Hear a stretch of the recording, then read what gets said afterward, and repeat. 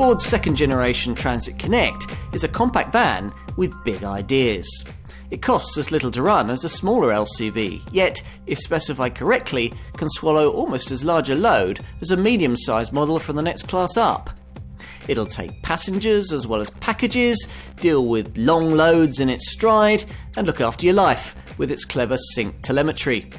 In short, if you were shopping in this segment, you'd have to consider it. Ford's compact Transit Connect was the LCV that really galvanised the small van sector when it was launched in the UK back in 2003. And who's to say that this second generation version, announced late in 2013, won't take this segment another further step forward? To understand the impact that this Connect model has made on the commercial vehicle sector, you have to remember that prior to its original introduction, most compact vans were merely small super minis or family hatchbacks with blanked out windows. In contrast, the first generation Connect model was one of the very first purpose-designed small vans. True, it used a lot of mechanical parts from Ford's passenger car lineup, mainly from the Fiesta Super Mini, but the low bay LCV stuff, the really important part of the design, was properly curated around the needs of business buyers. Competitors, though, were quick to copy the concept and develop it even further with a subsegment of even smaller vans aimed at boutique operators and city centre-based businesses, which, by the end of the first decade of the noughties, left the Connect trying rather awkwardly to be all things to buyers in the compact LCV segment. It needed a new lease of life, one in which it could once again be seen as a clever, bespoke trader's tool. This second generation design aims to deliver exactly that, now part of a 4-model Transit lineup that includes the smaller Courier variant and the larger custom and fully fledged Transit designs. In both the areas that matter, running costs and low bay practicality, it is, on paper, best in class with plenty of cargo bay permutations and technical high-tech cleverness. Time then to put this model to the test. You don't buy any van prioritising ride and handling, but with Ford's strong reputation in this department when it comes to passenger vehicles, then it's fair to expect this Transit Connect to dynamically be one of the class leaders, which broadly it is. Had to be really, based as it is on the brand's responsive Focus and C-Max car models. Like any LCV, it handles better fully loaded, but even in the unladen state that I've got here, cornering is predictable and body roll well controlled.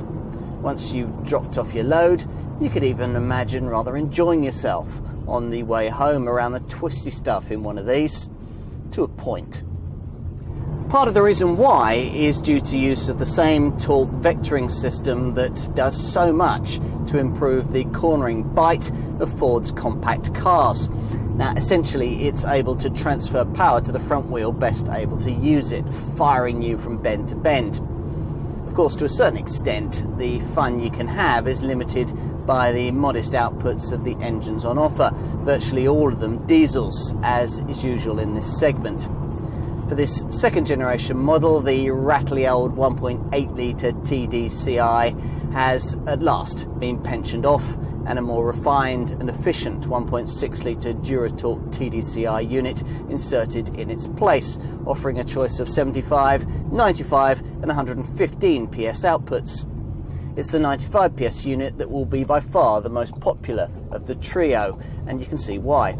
It costs very little more than the base 75 PS variant I'm trying here, and in-gear performance is usefully more eager, thanks to a flexible 230 Newton meters of torque, enough to facilitate a braked towing weight of up to 1,200 kilograms. A pity though that you only get an admittedly slick shifting 5-speed gearbox. You have to stretch to the top 115 PS power plant for that 6th speed that makes motorway cruising that bit more refined. Go for this unit and pulling power improves to 270 Newton meters. Now, I should also point out that there is a petrol option available, and not, in this case, the kind of inefficient token effort that some other brands in this segment provide. Ford has decided to insert its award-winning 1 litre T 100 PS EcoBoost unit into this van to make quite a tempting package if you don't have the kind of business that needs to carry heavy payloads about and therefore will need the extra pulling power that only a diesel can provide. The lighter EcoBoost power plant takes weight out of the front end, so the steering feels a little lighter too, though still gives you plenty of connection to what's happening under your front wheels. You don't really realise just how much of an aesthetic step forward this second generation Transit Connect van represents until you see this model against its rather plain predecessor. What's common between the two vehicles is a prioritisation of function over form and a boxy, practical look. But with this Mark II model, their front end is sleeker and smarter. It's now a compact van of its time. And one of much greater focus, not least because Ford's best-selling family hatch provides most of the underpinnings here. But I mean that primarily because, unlike its predecessor, this Connect no longer has to try and be all things to almost all customers in the compact van segment. With the introduction of the smaller Transit Courier model to suit buyers looking at the smallest breed of LCV, vans like Citroën's Nemo or Peugeot's Bipper, this model is free to concentrate on the volume part of the compact van segment, and mainstream rivals like Vauxhall's Combo, Citroën's Berlingo, Renault's Kangoo and Volkswagen's Caddy. Inside, it's of course very car-like, though in a practical, utilitarian sort of way. You view a clearly presented set of familiar Ford instruments through a 4-spoke wheel that moves for both reach and for rake, and you immediately appreciate a supportive driver's seat that's 8-way adjustable on most models, making it easier to get comfortable than it would be in some competitors. The mobile phone inspired centre console switchgear layout comes straight from the Fiesta and is relatively simple to use once you get used to the rather bewildering array of buttons and the fact that the infotainment screen at the top of the dash is a little small. On the positive side, the buttons are all quite large, so you can operate them wearing work gloves. Build quality from the Valencia factory in Spain seems very strong, and the white clean plastics appear tough and durable. There's plenty of practicality too, though it's a pity the base model doesn't get the lockable glove box that you'll find further up the range. Otherwise, there's decent cubby storage for the paraphernalia of everyday working life, including reasonably sized door bins, plus 2 cup holders, and a coin holder by the gear stick, as well as a usefully deep bin further back where there are optional aux-in and iPod sockets. There's also an overhead storage area that I'd urge you not to use for heavier items unless you want to open up the possibility of being clonked on the head next time you do an emergency stop. Probably the most important news though when it comes to the cab is the option this second generation model now offers to transport 3 people up front. The kind of extended width front passenger seat that you get in, for example, a rival Citroën Berlingo or Peugeot partner, there to offer an extra seating place right in front of the gear stick. If I own this van, it's a box I'd want to tick. Yes, this is the kind of thing that tends to attract derision in the commercial vehicle press from journalists who don't actually have to practically use vans for a living. They point out that the dash-mounted gear lever makes such a middle seat very cramped for an adult to use over any sort of distance. And as you can see, that's certainly true. But then this middle seat option isn't one that, as an owner, you'd be using over any sort of distance. It'd simply be for offering a colleague an emergency lift, or maybe dropping your kids off at school on the way to work, and very useful at that. You'll also want the centre middle seat option fitted to this Transit Connect if you've a mid or high spec version fitted with the load through hatch. that enables longer items to be poked through from the load bay. That's once you pushed forward the main part of the fold and dive front passenger seat and put it into the footwell. Now let's say you've done that and poked through, say, a stepladder or a carpet. Well, there'll still be room in front of the gear stick, as you can see, for that occasional seat. So you'll still be able to take a single passenger with you on your journey. And if you're, say, a window cleaner or a carpet fitter who won't be working alone, that feature could be crucial. Now, even if you never use the load-through option and have no interest in transporting more than one passenger, I'd still suggest the flexible front seating layout has plenty of merit. You can, after all, fold down the backrest of the middle segment onto the seat base to function as a work table, complete with a couple of cup holders.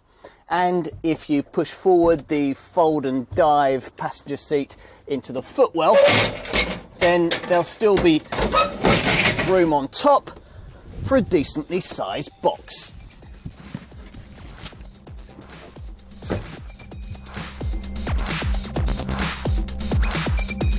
List pricing suggests that, excluding the dreaded VAT, Transit Connect customers will be paying somewhere in the £14,000 to £20,000 bracket across a wide range of different variants. As a customer, your main decisions will be based around 5 main issues: body length, trim, engine, the gross vehicle mass weight that'll determine the payload you can carry, and the question of whether there's any need for rear compartment seating. Now, let's start with the first of those. Though in contrast to its predecessor, and unlike some rivals, this second generation Connect doesn't offer an option on roof height. You'll need the much bigger Transit Custom for that. There is the usual choice of short and long wheelbase body lengths, here dubbed L1, which is what I've got here, and L2, the latter model giving you another 400mm and likely to account for around 40% of the model mix. There's a premium of around £1,100 necessary to go from L1 to L2. The next issue relates to trim. If you're attracted by the idea of having your vehicle fitted with the bulkhead load-through hatch and the dual passenger seat, it makes sense to find the £800 premium that'll upgrade you from the base spec I have here to the mid-range trend trim that includes both these features and others.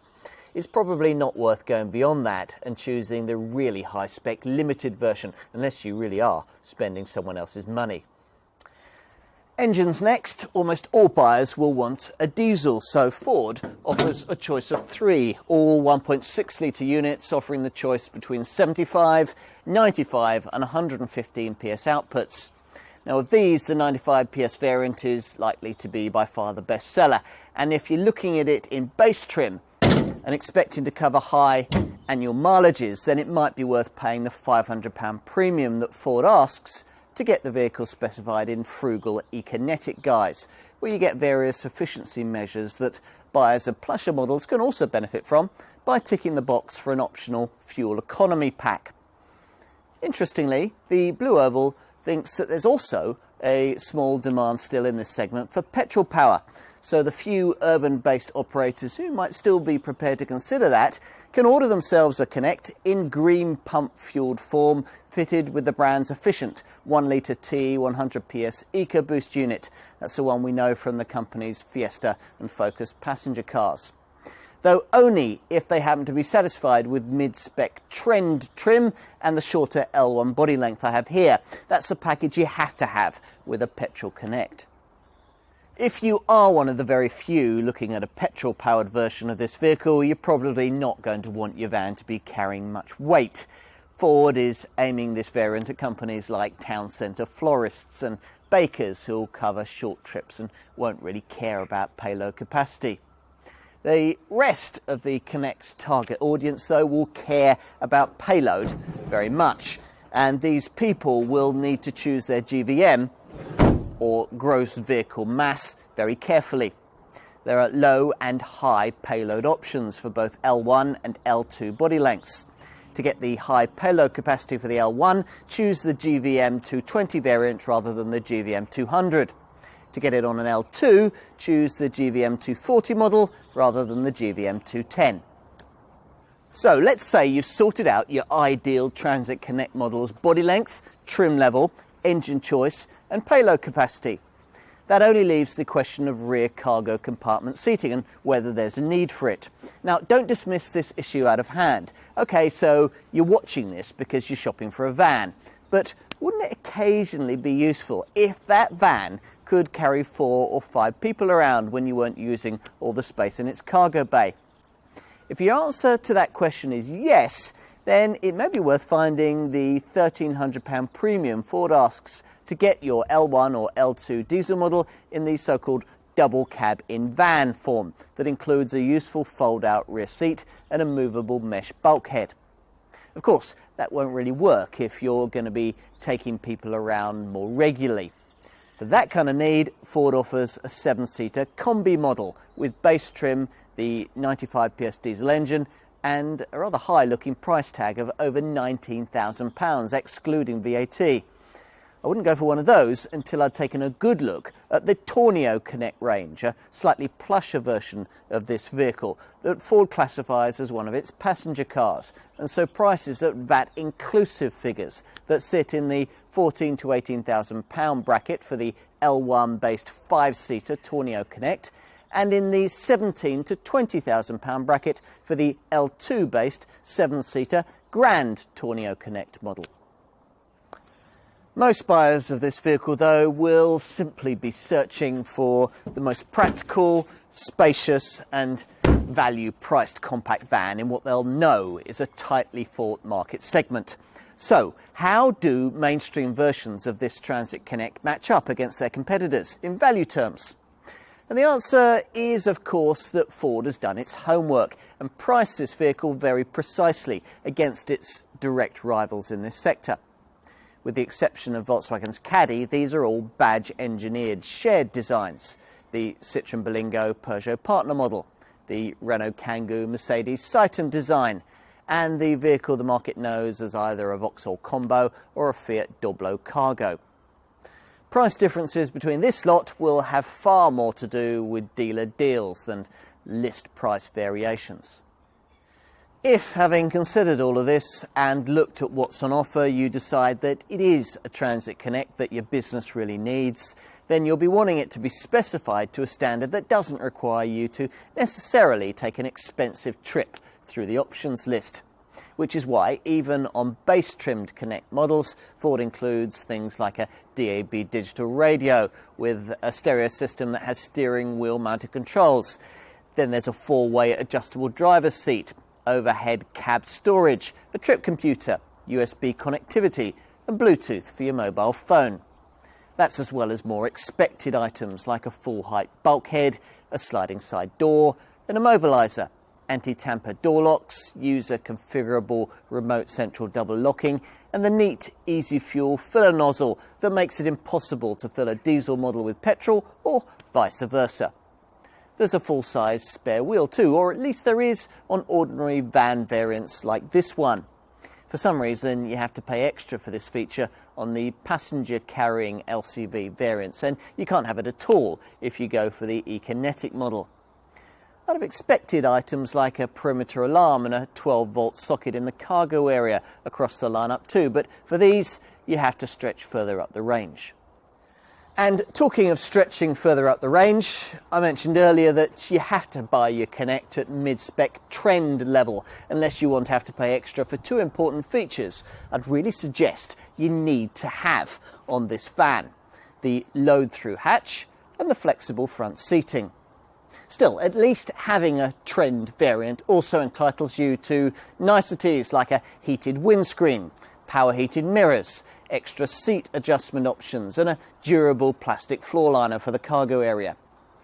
Perhaps the neatest trend touch, though, is the clever Ford Sync with emergency assistance setup. Now, through this, you can work MP3 players, Bluetooth-enabled phones, and access USB drives with voice commands, plus get text-to-speak messaging. Most importantly, the system automatically calls the emergency services in accidents where the airbags are triggered. Talking of airbags, it's a pity that you only get one for the driver as standard. Side and passenger airbags are optional.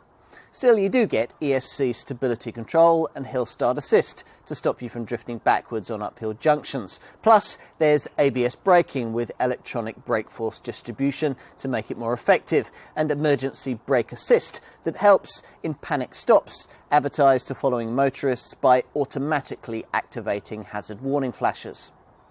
Load adaptive control is a useful feature too, adapting the balance of the van to suit the load you're carrying. Plus, there's trailer stability control included if you've specified a tow bar, reducing dangerous trailer sway. If you're prepared to pay a little more, Ford offers a couple of optional safety packs, both of which include the clever Active City Stop system.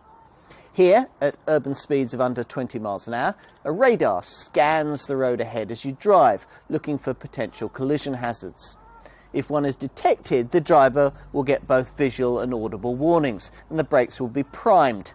If he or she doesn't respond or isn't able to, the brakes will be applied to decrease the severity of any resulting accident.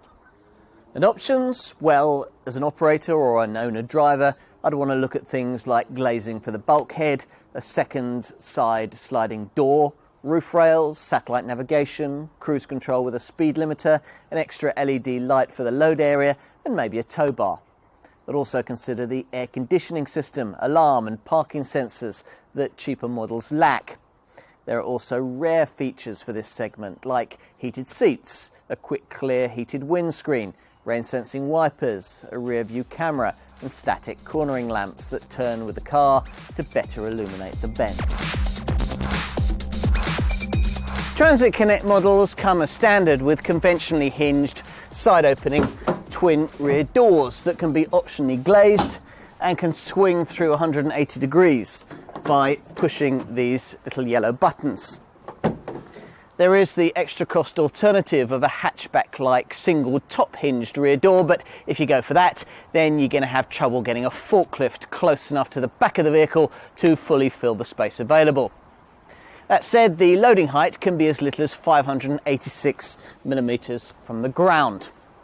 Most of the bulky stuff you'll be looking to carry should go in okay, even in the short wheelbase L1 version that I have here, that has a door aperture 1,136 millimeters high and 1,248 millimeters wide. Get beyond those doors and you'll find a 2.9 cubic meter space that's 1,269 millimeters in height and 1,538 millimeters in width, a figure that narrows to 1,226 millimeters between the wheel arches. Now, the door to bulkhead length is 1,753 millimeters. There is the option to take longer items if you get yourself a Connect model with a load-through hatch into the cab. Now, that'll mean you can transport things up to 3,000 millimeters in length. Things like step ladders or carpet rolls. It'll also increase your vehicle's overall carriage capacity to 3.6 cubic metres, which may negate the need for some owners to stretch up to the bigger L2 body length. I reckon most operators are going to want to do that though, even if only for the flexibility that the L2 variant provides. After all, you know what it's like. There are always going to be occasions when you'll need that touch of extra space. And when that happens, you'll be glad of the L2 variant's extra 400 millimeters of body length. Inside the cargo bay, this means that the total load space volume rises by about 20% over the L1 to 3.6 cubic meters. That's thanks to a door to bulkhead load space length increase to 2,153 millimeters, which means that you could accommodate a 2.4 meter by 1.4 meter sheet. That's a 8 foot by 4 foot sheet laid flat on the floor. And of course, as with the L1, the total cargo volume increases on models fitted with the load-through hatch into the cab. In this case, up to a very usable 4.4 cubic meters. With an L2 model and the load-through hatch in use, you'll be able to take items as long as 3,400 millimeters in length. Who needs a roof rack? Whichever body length you choose, L1 or L2, there's ultra bright LED lighting and standard body side fixing points at waist and shoulder height, which allow tie down loops, racking and framework to be more easily fitted. As you'd expect, there are tie down points for awkward cargo, 6 in fact, but if you forget to use them and everything slides forward, then you'll be glad of the full height bulkhead. As for loading stuff in, well, of course you won't always want to be using the rear doors, so as usual in this segment, one sliding side door is standard, while another is on the options list. Now the door in question offers 1,228 millimeters of aperture height, and if you choose the L1 model like this one, 433 millimeters of aperture width. Go for the L2 body length and the aperture width rises to 660 millimeters. Crucially enough, to admit a Euro pallet, and that's a unique feature in this class. If you're planning to make use of all that capacity, then you'll want to make the right choices on the payload capacity of this vehicle, which Ford reckons is a match for the best in the class when selecting your ideal Transit Connect, and that will mean choosing exactly the right GVM, or gross vehicle mass, to go with your preferred model. Now, it's not quite as complicated as it sounds. Unless you go for the single petrol variant, which has a relatively feeble payload capacity of no more than 628 kilograms, you'll be looking at either an L1 or an L2 model with either low or high payload options. If carriage weight is an issue for your business, just make sure you choose the heavier one. Now with the L1, that'll mean ticking the box for a GVM 220 variant rather than a GVM 200 version. That'll boost your total potential payload from a maximum of 644 kilograms, depending on engine, to a more useful maximum of 831 kilograms. It's a similar story if you're looking at one of the L2 models. Here, if you're going to be regularly packing your vehicle to the rafters, make sure you choose a GVM 240 designed Transit Connect rather than a GVM 210 variant. That'll boost your total potential payload from a maximum of 716 kilograms, depending on engine, to a maximum of 1,004 kilograms.